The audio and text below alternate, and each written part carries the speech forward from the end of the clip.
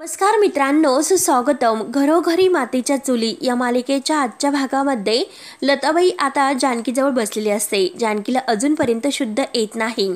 लताबाई आता जानकीला म्हणते की हे बघ, मी अजून सुद्धा तू माझी कोण आहे हे तुला नाही सांगू शकत. माझ्या भावना आहे तर ती ह्या सगळ्या मी माझ्या पत्रात लिहिलेल्या आहे. त्या भावना तू वाच, कदाचित तू तुझ्या आईला समजून घेशील बाळा. आता लताबाई ते पत्र जानकीजवळ ठेवून खूपच रडत असते आणि सारखी जानकी शुद्धीवर केव्हा येते याची वाट पाहत असते. तेव्हा आता ते पत्र आणि जो फोटो आहे तर लताबाई आता आपल्या हातामध्ये धरते. तो फोटो आता आपल्या जवळ ठेवते आणि ते पत्र आहे तर ते जानकी जवळ ठेवते. आता सारंग मात्र दरवाजातून हे सर्व बघत असतो. लताबाईने आता उशीखाली पत्र ठेवलेले आहे हे सारंग बघतो. तेव्हा लताबाई आता जानकीचा हात हातामध्ये धरते आणि खूपच रडत जानकी जानकी करते. तेव्हा आता जानकीला शुद्ध येते. सारंग मात्र आता हे सर्व बघतो. तेवढ्या जानकीला शुद्ध आल्यानंतर जानकी लगेच आपला हात बाजूला काढते आणि म्हणते की तुम्ही इथे काय करता. तेव्हा लताबाई म्हणते की अगं, मी तुझ्या काळजीने जवळ बसलेत आणि तुला आता बरं वाटतं ना. तेव्हा आता जानकी उठणार तोच लताबाई म्हणते की अगं उठू नकोस, अगं जरा शांत हो, खाली बस. तेव्हा लगेच आता जानकी म्हणते की नाही हो, जरा औषधाने गुंगी आली होती, परंतु तुम्ही तर ठीक आहात ना, तुम्हाला काही झाले वगैरे नाही ना. तेव्हा आता जानकी म्हणते की मला तुमच्याशी बोलायचं आहे. जानकी आता इकडे तिकडे बघते कोणी आहे की नाही. तेव्हा आता लगेच सारंगला तर खूप टेन्शन येते. सारंग आता मनात म्हणतो की या दोघी मात्र आता एकमेकींशी बोलणार, म्हणजे आता ऐश्वर्याचं नाव तर आता ही लताबाई जानकीला सांगणार तर नाही ना. म्हणून सारंगला खूप टेन्शन येते आणि तो आता अगदी देवाला म्हणतो की देवा, काही झाले तरी आता हे सर्व थांबव. आता त्या लताबाईला काही जानकी बहिणीला सांगून देऊ नकोस. आणि तेवढ्यात आता सौमित्र हा अगदी दादा वहिनी करत मोठ्याने आवाज देत आता बाहेर आलेला असतो, कारण आता लताबाई विरुद्ध त्याला पुरावा सापडलेला असतो. तेव्हा मात्र आता सर्वजण अगदी धावतच बाहेर येतात. जानकी म्हणते की हा तर सौमित्र भाऊजींचा आवाज आहे, काय झालं असेल. तेव्हा लताबाई म्हणते की अगं तू बस, मी बघते. तेव्हा जानकी ऐकत नाही. जानकी म्हणते की नाही थांबा, नक्की काहीतरी झालं असेल. म्हणून आता जानकी आणि लताबाई दोघी सुद्धा बाहेर येतात. तर सुमित्रा, नाना आणि ऋषिकेश, अवंतिका हे सौमित्र जवळ उभे असतात. सुमित्रा विचारते की अरे काय झालं. सारंग मात्र आता तिथे खिडकीजवळ लपलेला असतो. तर नाना आता सौमित्राला म्हणतो की अरे बोल ना, काय झाले ते. तेव्हा आता सारंग मात्र अगदी खाली बसून मात्र लगेच चोर पावलांनी त्या जानकीच्या रूम मध्ये जातो आणि जानकीच्या रूम मधून ते लेटर त्याला आता घ्यायचे असते. तेव्हा मात्र आता तो अगदी रूम मध्ये येतो आणि दरवाजा लावून घेतो आणि जे उशीखाली आता लताबाईने लेटर ठेवलेला आहे तर ते लेटर घेतो. तेव्हा ते लेटर वाचल्यानंतर त्याला तर खूप मोठा धक्का बसतो. आता नक्की हे लेटर ऐश्वर्याजवळ द्यायचे का याचा तो विचार करतो आणि तेवढ्यात ऐश्वर्या सुद्धा बाहेर येते. तर ऋषिकेश आता सौमित्राला खाली सर्वजण विचारत असतात की काय झाले. तेव्हा आता सौमित्र पुढे येतो. सौमित्र म्हणतो की दादा, अरे फक्त मी सांगणार नाही, परंतु दाखवणार सुद्धा आहे. जे काही मी तुला दाखवणार आहे त्यावरती तुझा विश्वास नाही बसणार. तेव्हा आता सर्वजण अगदी टेन्शन मध्ये येतात, विचारत पडतात की नक्की सौमित्र असं काय सांगणार आहे. सौमित्र म्हणतो की दादा, तू फक्त माझ्यावर विश्वास ठेव, कारण जे काही सत्य मी सांगणार आहे तर ते ऐकून तुझ्या पायाखालची जमीन ही सरकणार आहे. तेव्हा आता सौमित्र म्हणते की अरे सौमित्र, काय झालं, एकदा नीट व्यवस्थित सांगशील का आमचा जीव तू इतक्या टांगणीला लावलास. तेव्हा आता सौमित्र म्हणतो की हो आई, मी बरंचसं काही सांगणार आहे. आजपर्यंत मात्र या घराने जानकी बहिणीवर अविश्वास दाखवला, तिच्यावर संशय घेण्यात आला, तिला खोटे ठरवण्यात आले, परंतु हे संशयाचं जे काही दुःख आहे तर ते आता दूर होणार आहे. आणि आता सौमित्र जानकी जवळ येतो. जानकीला म्हणतो की वहिनी, हे बघ, तुझा जो संशय होता, ज्याचा तुला अगदी खरा अंदाज होता, तो खरा ठरलेला आहे. तेव्हा नाना विचारतात की अरे सौमित्र, काय झाले, कसला संशय, नेमकं तू हे सर्व कुणाबद्दल बोलतोय. सौमित्र लगेच लताबाई समोर येतो आणि तिच्याकडे हात करत म्हणतो की नाना, हे बघा, या बाईबद्दल मी सर्व बोलतोय. तेव्हा आता लताबाई विचारते की काय, माझ्याबद्दल. तेव्हा सौमित्र रागानेच हो असे म्हणतो.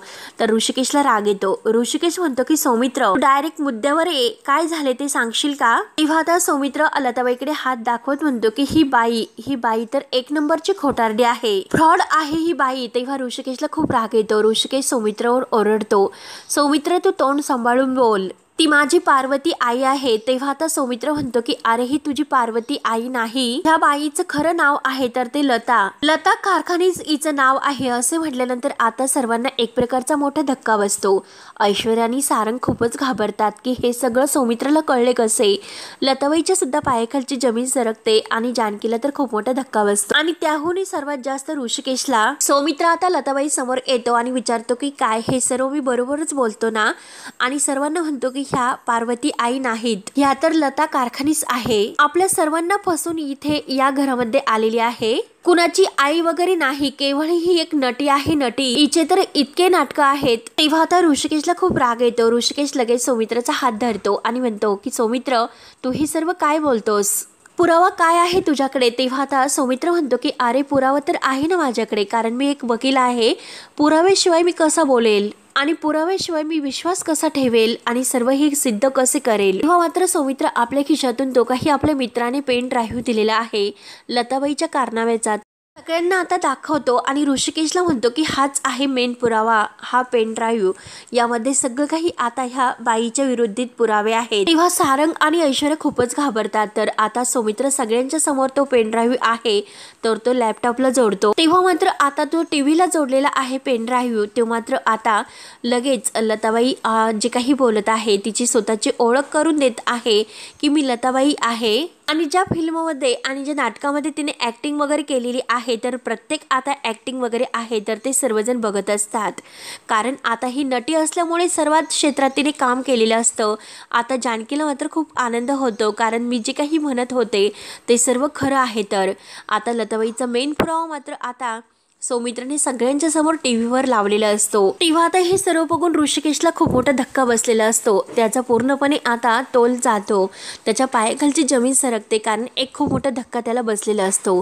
कारण आपल्या आईची अगदी बनून आलेली ही पार्वती, आपल्या आईचं म्हणजे मी आई आहे असं सांगणारी आज मात्र ही एक वेगळी बाई निघाली, म्हणून ऋषिकेशचा अगदी तोल जातो. जानकी लगेच आता धावतच ऋषिकेश जवळ येते आणि ऋषिकेशला आधार देते. जानकी मात्र लता इकडे रागाने बघत असते. सुमित्राला सुद्धा आता एक खूप मोठा धक्का बसतो, ती सुद्धा आता लगेच खाली बसते आणि नाना सुद्धा. तेव्हा आता सौमित्र पुढे सांगत असतो की हिला आजपर्यंत कोणत्याही मोठ्या भूमिकेत आणि मोठ्या प्रोजेक्ट मध्ये काम करण्याची संधी नाही मिळालेली, म्हणून आपण त्यांना कोणीही ओळखलेलं नाही. आणि सौमित्र मात्र आता लताबाईंसमोर येतो आणि म्हणतो की पार्वती आईंची जी काही भूमिका आहे ती मात्र तुम्ही अगदी चोख निभावली, अगदी व्यवस्थित. घरामध्ये तुम्हाला कोणीच ओळखू शकले नाही म्हणून. आई आणि नाना, मी तुम्हाला सांगतो की ह्या फक्त आणि फक्त एक नटी आहात, सिरियल्स आणि फिल्म मध्ये काम करणाऱ्या. मुंबईला राहतात त्या आणि हा सगळा प्लॅन करून त्या एक पार्वती बनून येथे आपल्या घरात आल्यात. तेव्हा आता नाना म्हणतात की मला एक गोष्ट कळत नाही की आपल्या घरातील जे काही खाजगी गोष्टी आहे, आपल्या बाबी आहेत,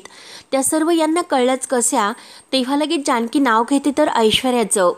पुढे येते. जानकी म्हणते की आई आणि नाना, मी तुम्हाला सगळ्यांना सांगत होते हे जे कारस्थान सुरू आहे तर ते ऐश्वर्याचं आहे, कारण ऐश्वर्यानेच आता ह्या लताबाईला घरामध्ये आणले आणि तिला सर्व काही खाजगी बाबीबद्दल सांगितले. तेव्हा तर कोणी माझ्यावर विश्वास ठेवत नव्हते, ऐश्वर्यानेच या बाईला घरात आणलेला आहे असे जानकी आता सर्वांच्या तोंडावर सांगते.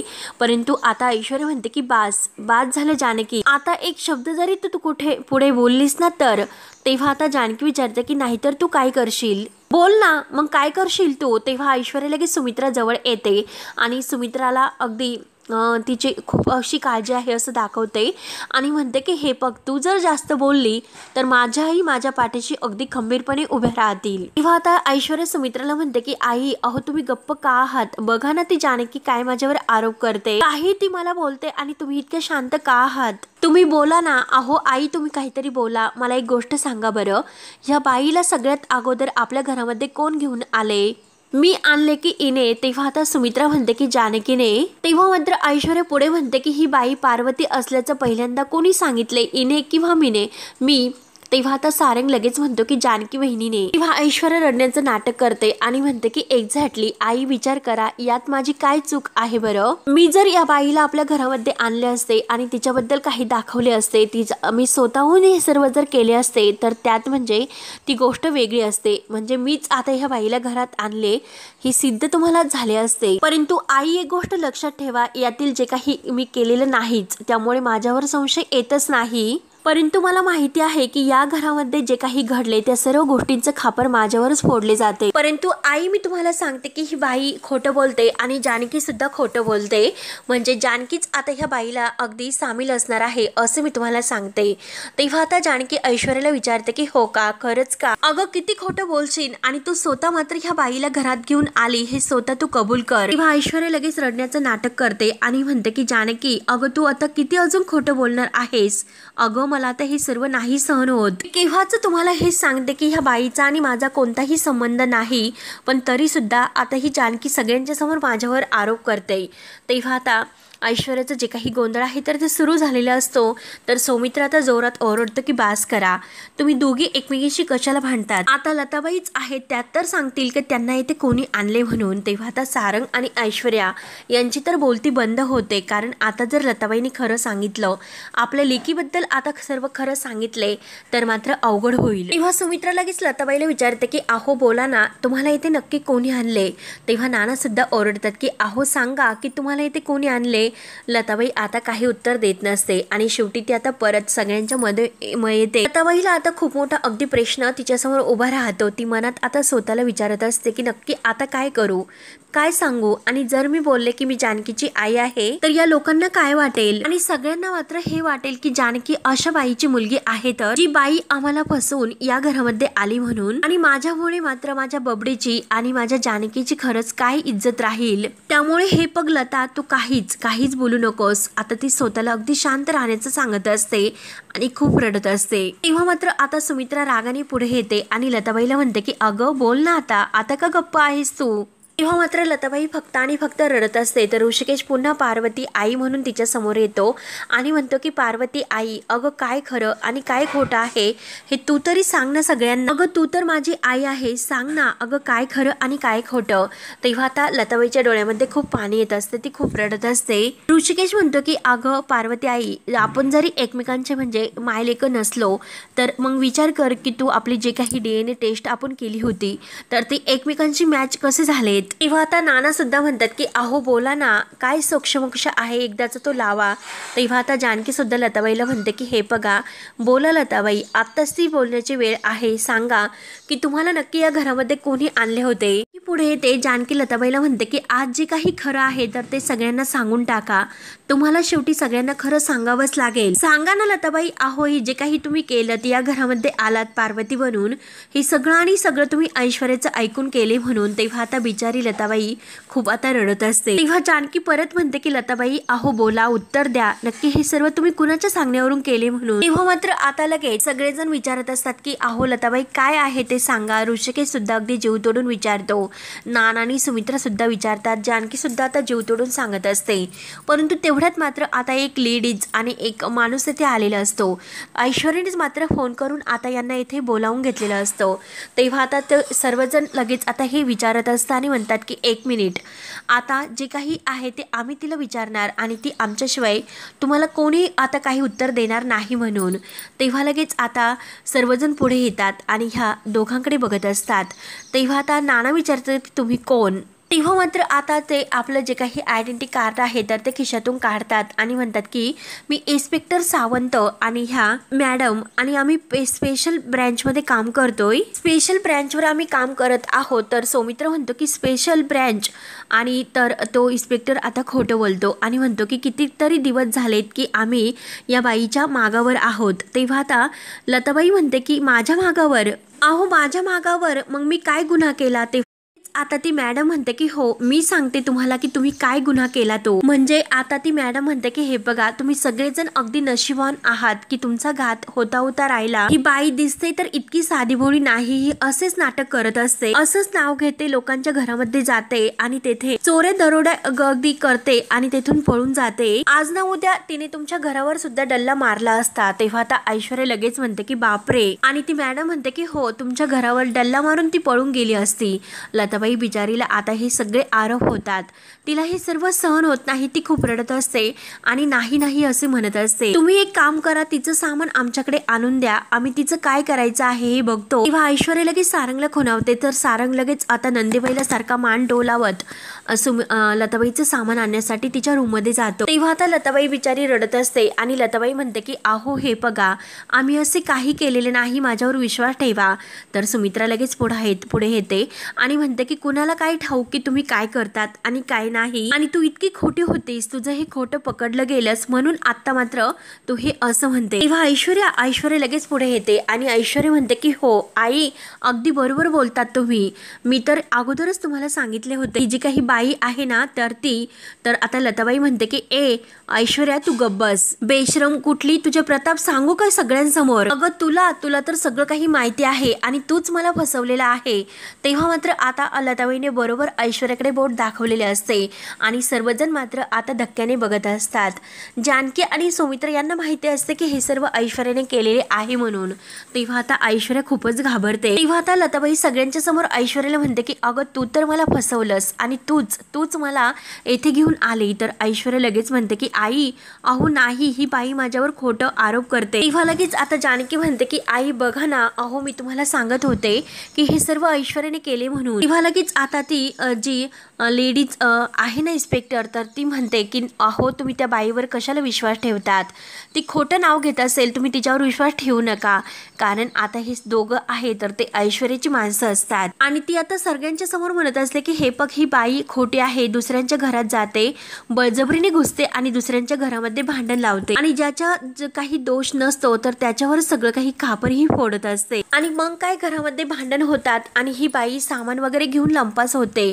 आता लताबाईला सुद्धा खूप मोठा धक्का बसतो कारण तिने कधीही असं केलेले नाही, तरी सुद्धा हे आरोप आता तिच्यावर होत असतात. तेव्हा लगेच आता जे काही लताबाईच्या बॅग आहे तर सारंग बाहेर घेऊन येतो आणि आता बाहेर घेऊन आल्यानंतर आता तो इन्स्पेक्टर खोटा आहे तर तो सगळ्यांच्या समोर तिच्या बॅगा उचकतो आणि म्हणतो की हे बघा यामध्ये इतके पैसे सापडलेत. आता लताबाईला तर अगदी आश्चर्याचा धक्काच बसतो. तेव्हा आता लताबाई म्हणते की हे पैसे आहेत ना, ते पैसे मला ऐश्वर्याने दिलेले आहेत. तेव्हा लगेच आता ऐश्वर्या म्हणते की अहो काही कसं बोलतात तुम्ही, मी तुम्हाला इतके पैसे कुठून आणि कसे देणार. आणि सौमित्राला म्हणते की आई अहो तुम्हाला माहिती आहे ना की आमचे सगळे काही पैसे तर जानकीकडे असतात, तुम्हीच सांगा की आम्ही सगळे पैसे हिला कुठून देणार, ही बाई नक्की खोटं बोलते. तेव्हा सारंग लगेच म्हणतो की हो ऐश्वर्या तर बरोबर बोलतात, कारण एक नंबरची खोटारडी बाई आहे ही. आणि इन्स्पेक्टर साहेब अहो तुम्ही बरं झालात येथे आलात, हिला पकडा आणि एकदा चांगला हिला चोप द्या, म्हणजे तसं काही ही अगदी कबूल करणार नाही. तर तेव्हा मात्र आता ती मॅडम म्हणते की हो आम्ही पोलीस आहोत, आम्ही सगळं काही हिच्याकडून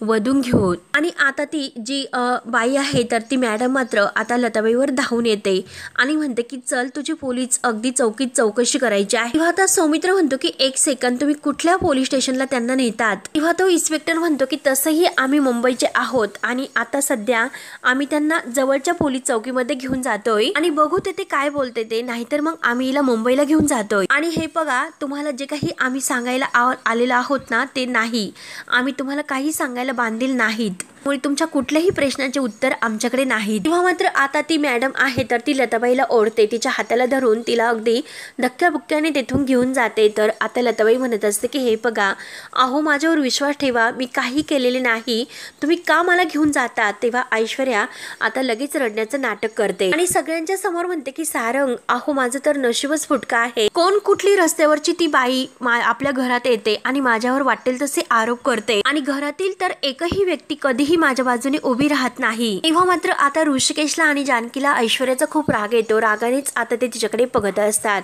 ऐश्वर्या नाटक करत म्हणते की हो आज जर माझे डॅडा माझ्या सोबत असते तर ते माझ्या पाठीशी उभे राहिले असते, परंतु दुर्दैवाने मात्र ते जेलमध्ये आहेत आणि माझी मॉम तर अगदी कायम ह्या जानकीच्या फेवर मध्ये असते. आज माझ्यावर अशी वेळ आलेली आहे की मलाच अनाथ असल्यासारखं वाटायला लागलेलं आहे. आणि ऐश्वर्या लगेच उठते, सुमित्राच्या समोर येते आणि सुमित्राला म्हणते की आई अहो तुम्ही कसली वाट बघता, तुम्ही का आज थांबलात. आणि लगेच आपला हात सुमित्रा समोर धरते आणि माझ्या हाताला धरा, धक्के मारत मला घराच्या बाहेर काढा. तेव्हा सारंग लगेच म्हणतो की ऐश्वर्या, परंतु आता ऐश्वर्या ऐकायला तयार नसते. ऐश्वर्या लगेच आता सुमित्राच्या हातामध्ये बळजबरीने आपला हात देत असते आणि आई चला दरवेळेस माझ्यासोबत हेच होत असतं आणि हे बघा आई मला माहिती आहे की माझ्यावर कुणाचाच विश्वास नाही म्हणून.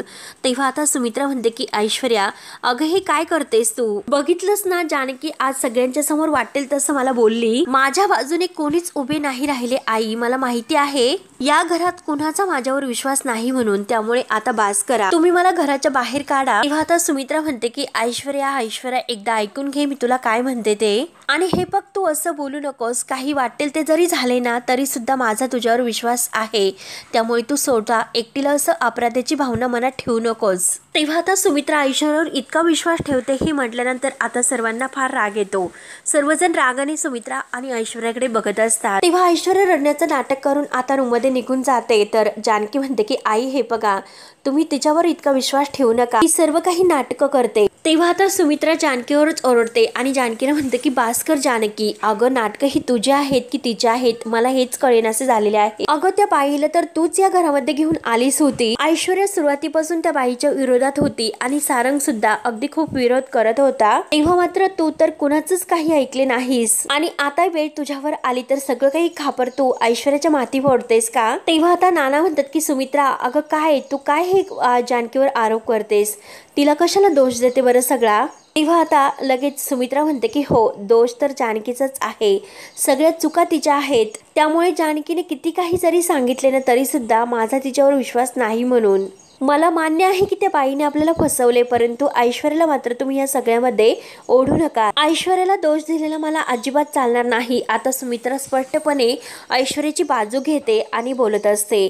जानकीला फार असं वाईट वाटतं आणि घरातील सर्वांना सुमित्राचा सुद्धा आता राग येत असतो। तेव्हा सुमित्रा आता ऐश्वर्याच्या बाजूने बोलून आता रूममध्ये अगदी ताटातच निघून जाते। नाना सुमित्रा म्हणतात की अगं सुमित्रा, परंतु सुमित्रा आता कुणाचं काहीच ऐकून न घेत आपल्या रूममध्ये निघून जाते। तेव्हा आता जानकीला काय करू आणि काही नाही अशी तिची अवस्था होते। बिचारी मात्र आता सुमित्राच्या ह्या बोलण्याने अगदी अस्वस्थ होते। आपण या घरासाठी इतकं काही करतो पण तरी सुद्धा अजूनपर्यंत आई मात्र ऐश्वर्याच्याच बाजूने बोलतात, ऐश्वर्याची बाजूने घेतात, ती इतकी चुकीचं वागत आली पण तरी सुद्धा तिची साथ देतात, यामुळे मात्र आता जानकीला फार असं वाईट वाटते। त्यानंतर मात्र आता मित्रांनो हा भाग येथे संपतो। तेव्हा आता जे काही खोटे इन्स्पेक्टर आणि ती मॅडम आहे तर ते आता लताबाईला घेऊन तेथे पोलीस स्टेशनला जवळच आलेले असतात आणि आता गाडीमधून खाली उतरल्यानंतर ते आता फोनवर अगदी कोणाशी तरी कॉन्टॅक्ट करण्याचा प्रयत्न करत असतात, परंतु तोच लगेच आता लताबाई आपली बॅग घेऊन त्यांच्या पाठीमागे उभी असते आणि तेथून पळून जाण्याचा ती आता विचार करते। तेव्हा मात्र आता लगेच लताबाई तेथून पळ काढते, त्या गुंडांच्या तावडीतून आपला जीव वाचवण्यासाठी तेथून ती पळून जाते। त्यानंतर आता सारंग इतका खुश असतो, तो गच्चीवर आलेला असतो आणि आता जी काही लताबाईने जानकीसाठी जी चिठ्ठी दिलेली आहे तर ती चिठ्ठी मात्र आता तो अगदी आपल्या हातात धरतो आणि कशी मात्र ती चिठ्ठी मी पळवली लताबाईने जी जानकीला दिलेली होती, आणि आता तो सर्व काही हे अगदी हसून म्हणत असतो आणि ती चिठ्ठी आहे तर ती चिठ्ठी मात्र तो लगेच आपल्या हाताने असा चुरगाळतो आणि तो आता ती चिठ्ठी फेकून देतो। तेव्हा आता इकडे लताबाई खूप धावत अगदी त्या गुंडांच्या पासून आपला जीव वाचवत असते आणि आता धावता धावता ती अगदी तेथे पडणार, तोच लगेच आता ती देवाला हात जोडते आणि देवा कसंही काही करून दे, जी चिठ्ठी मी जानकीसाठी लिहिलेली आहे तर ती चिठ्ठी जानकीच्या हाती लागून दे। आणि तेवढ्यात मात्र आता देवाची घंटा वाजते आणि लताबाई आता मंदिरात आलेली असते। त्यानंतर मात्र जानकी आता ती चिठ्ठी आहे तर ती सारंगने फेकून दिलेली चिठ्ठी ती उचलते आणि त्यामध्ये जानकी हे नाव असते। मला माफ कर आई असं त्यामध्ये लिहिलेलं असतं, परंतु आता ती लताबाई आपली आई होती हे कळल्यानंतर जानकीला फार असा आनंद होतो। तेव्हा मित्रांनो पुढे काय होईल आणि काय नाही हे बघण्यासाठी आता आपल्या चॅनलला नक्की सबस्क्राईब करत राहा। धन्यवाद।